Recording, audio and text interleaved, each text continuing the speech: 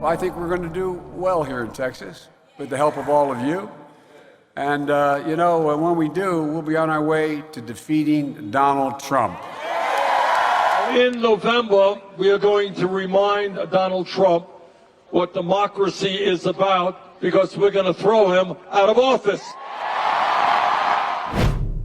Tomorrow is a big day in U.S. politics. It's Super Tuesday, and for Democrats, it could determine who's going to go up against Donald Trump in this year's presidential election. Here's how Super Tuesday works.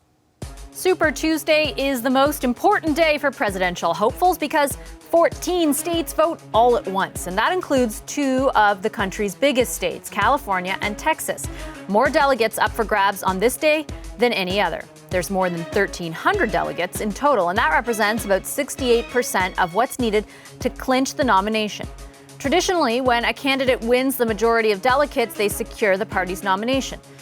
Here's the delegate count going into Super Tuesday. Bernie Sanders is in the lead with 60 delegates, Joe Biden with 54, Elizabeth Warren has 8 delegates, and Mike Bloomberg, none. Amy Klobuchar, Pete Buttigieg, and Tom Steyer have now ended their campaigns. The CBC's Katie Simpson is in Manassas, Virginia. She's joining us to help tee up some of what's going on tomorrow. We saw a clip, Katie, of Joe Biden just off the top. How big of a day, of a night could this be for him tomorrow, given what's happened over the last 24 hours? Well, he's certainly starting to see the moderate Democrats get in line and support him. He's going to get the endorsements of both Amy Klobuchar, the senator who announced she was suspending her presidential campaign today, as well as former Mayor Pete Buttigieg, who suspended his campaign yesterday. These are moderate Democrats who are seen to be splitting the vote among that moderate pool, which has been a big concern for moderate Democrats, because if the vote is split among a number of strong moderate candidates, it gives Senator Bernie Sanders, who is more the progressive leader in that party, more on the left-leaning side of the policy aspect, it gives him an advantage because all those moderates are splitting that pool of votes. So that was a big development in the past 48 hours, dramatically changing the shape of this race. And so the big question is for Michael Bloomberg, the former mayor of New York City. He's been viewed by many voters in this contest as sort of a backup placeholder candidate. If Joe Biden couldn't build any momentum or generate enough positive buzz, if that campaign was going to falter, Michael Bloomberg would be the backup moderate Democrat who could come through to be a challenger to Bernie Sanders in this contest. Today, Mike Bloomberg made it clear he is not going anywhere in this race, at least for now, and he congratulated the other candidates who stepped aside.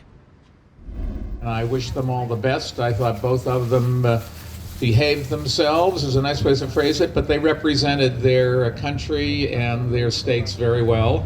And I felt sorry for them, but I'm in it to win it. And we are going to go out and we're going to go get them.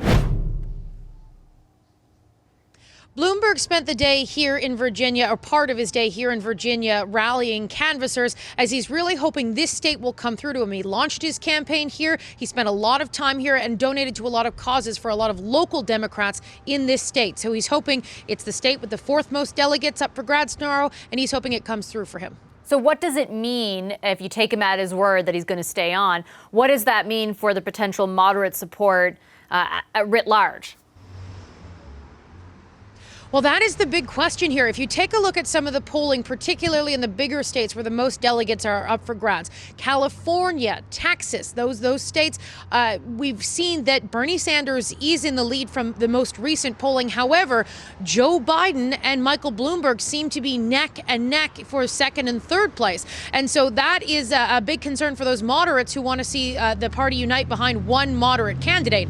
Now, President Donald Trump, he is weighing in all of this. And he's bringing up some very concerning issues from the 2016 election when Bernie Sanders supporters, they believed that the party was against him, the establishment was against him. I think it's rigged against Bernie, but maybe he'll pull it through. It was rigged against me 4 years ago, and I pulled it through. Sounds like it's a little bit unfair.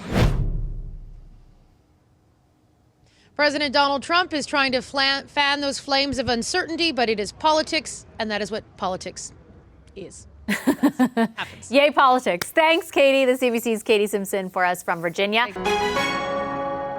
Hi, I'm Vashi Capellos, host of Power in Politics. See more of our show by subscribing to the CBC News channel or click the link for another video.